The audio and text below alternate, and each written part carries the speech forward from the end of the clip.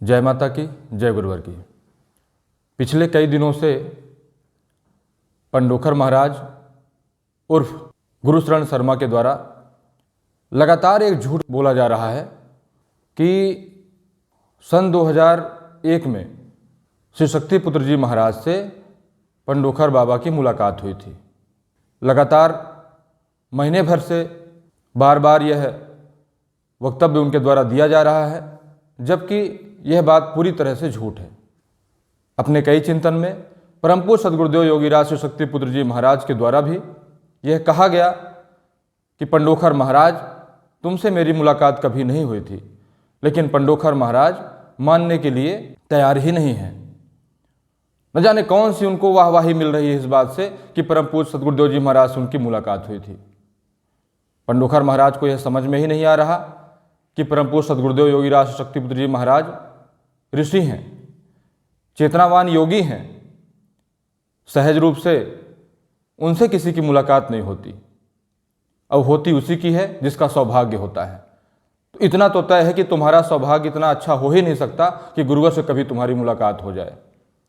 जब यह बात इनके द्वारा कही जा रही थी, तब गुरुवर के कई शिष्य गुरुवर से निवेदन करते थे कि इस बात का कोई साक्ष्य आ जाए, लेकिन गुरुदेव जी महाराज कहते थे कि जो सत्य है वो समय के साथ सामने आएगा, और ऐसा हुआ भी।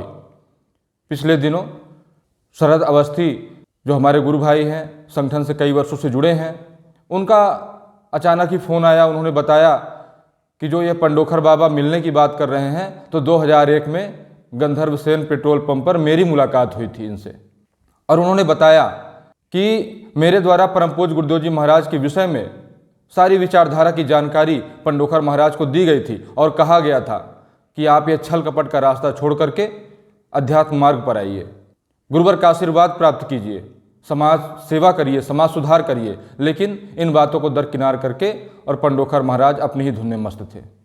तब भी ये पर्ची बनाते थे, सन 2001 की बात है। पंडोखर महाराज, परम पूज्य सद्गुरुदेव जी महाराज अगर मिलने मिलाने के क्रम में आगे बढ़े होते, एक दूसरे से जैसे आज धर्माचार्य मिलते हैं, मंचों पर बैठते हैं, एक दूसरे को माल्यार्पण करते हैं, एक दूसरों के पास जाते हैं, यह रास्ता अगर गुरुवर ने तय किया होता तो उनका जीवन भी तुम्हारी ही तरह आज होता। लेकिन परम पूज्य सद्गुरुदेव जी महाराज ने अपने समस्त जीवन को माँ के चरणों में समर्पित किया है, समाज सेवा के लिए समर्पित किया है। 2001 की जो तुम बात बता रहे हो, तब परम पूज्य सद्गुरुदेव जी महाराज एक निष्ठ होकर के जिस प्रकार आज हैं, उसी प्रकार सिद्धाश्रम की स्थापना के लिए कर्मरत थे। उनके पास इतना समय ही नहीं होता कि किसी के पास जाएं, और तुम्हारे जैसों के पास जाएं, ये तो सवाल ही नहीं उठ सकता। परम पूज्य गुरुवर ने अपने जीवन की दिशाधारा तय की है। जिसे भी आना होता है, परम पूज्य सद्गुरुदेव जी महाराज से आश्रम में आकर के मिलता है, और कहीं भी गुरुवर जाते हैं तो उनके शिष्यों का समूह उनके साथ होता है।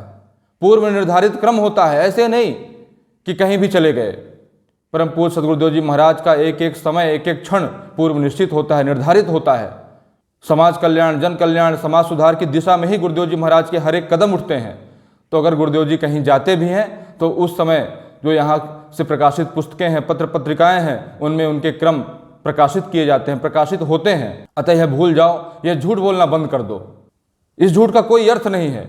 यह झूठ बोल करके तुम कुछ भी नहीं प्राप्त कर लोगे। और परम पूज्य सद्गुरुदेव जी महाराज से मिलने का ख्वाब भी देख रहे हो, तो सिद्धाश्रम धाम का दरवाजा सभी के लिए खुला होता है। कोई भी व्यक्ति आए तो गुरुदेव जी महाराज का दर्शन प्राप्त कर सकता है, सद्गुरुदेव जी महाराज का मार्गदर्शन प्राप्त कर सकता है, उनका आशीर्वाद प्राप्त कर सकता है। और यही नहीं, नित्य प्रतिदिन सुबह शाम सैकड़ों लोग परम पूज्य गुरुवर के पास आकर के बैठते हैं, उनके चरणों में बैठ करके मार्गदर्शन प्राप्त करते हैं, अपने जीवन की समस्याओं में समाधान प्राप्त करते हैं, माँ की ऊर्जा यहाँ से प्राप्त करते हैं। अतः सभी भाइयों बहनों को अवगत करा दूं कि जो शरद अवस्थी जिन्होंने बताया है कि किस प्रकार पंडोखर महाराज से उनकी मुलाकात हुई थी, किस प्रकार उन्होंने गुरुवर के विषय में अपनी विचारधारा उनको बताई थी, वह सारा वीडियो आपके समक्ष है। वीडियो को आप ध्यान से सुने। और शरद अवस्थी उरई के रहने वाले हैं, उनसे व्यक्तिगत रूप से जा कर के कोई मिल सके, अगर किसी को लगता है कि और जानकारी लें तो मिल करके जानकारी ले सकते हैं। उनका फ़ोन नंबर दे दिया जाएगा, उनसे बात कर सकते हैं। यहाँ से प्रेषित किए गए कोई भी वीडियो पंडोखर महाराज जैसे वीडियो नहीं होते कि किराए से लेकर के लोगों को बैठा लेते हैं और मनमाना जो भी बुलवाना होता है बुलवाते रहते हैं। बातों में कोई तर्क नहीं होता, कोई दम नहीं होता, कोई तथ्य नहीं होता। तो इस वीडियो को देखें, समझें और पंडोखर महाराज कितने झूठे हैं, कितनी आधारहीन बातें करते हैं, इस बात को समझें। जय माता की, जय गुरुवर की। मैं शरद कुमार अवस्थी और रज्जन निवासी नया पटेल नगर गंदरपुरी बुराई जनपद जालौन। मैं समस्त लोगों को अवगत कराना चाहता हूँ कि आप परम पूज्य गुरुवर की विचारधारा से कब जुड़े थे? मैं सदगुरुदेव भान की विचारधारा से नवंबर 1996 से जुड़ा हुआ हूँ एवं सदगुरुदेव भान से जो हमने गुरु दीक्षा प्राप्त की है वो 17/4/1997 से सदगुरुदेव भान के शिष्यत्व का बिल्कुल अनवरत पालन कर रहा हूँ। उनके ही नियमों पर आज तक चल रहा हूँ। और तुम इसके पहले किस पेट्रोल पंप पे काम करते थे, कब करते थे? मैं जयशंकर हाईवे सर्विस, जिसका उपनाम है बाबा गंधर्व सिंह का पेट्रोल पंप, उस पर 25 फरवरी 1992 से मैं उस पर कार्य कर रहा था। किस पद पे कार्य कर रहे थे? मैं उसके सुपरवाइजर के पद पर काम करता हूँ। आपको पंडोखर महाराज कहाँ पे मिले?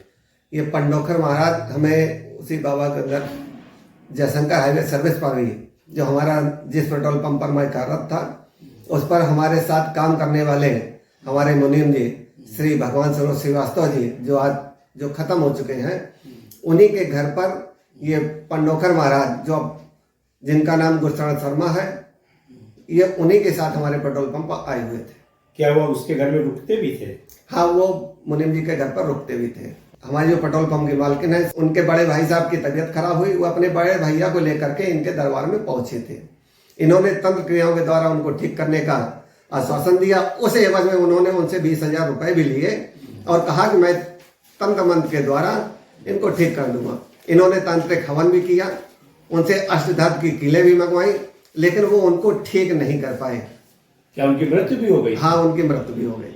मतलब उनके बड़े भाई को ठीक नहीं कर पाए? हाँ, उनके बड़े भाई को ठीक नहीं कर पाए। पूरी तरह से असफल रहे? ये पूरी तरीके से असफल रहे। उसमें मैंने उनकी बीमारी में किसी प्रकार कोई लाभ भी नहीं हुआ। बीमारी उनकी दिन पर दिन बढ़ती ही गई और वो खत्म हो गए।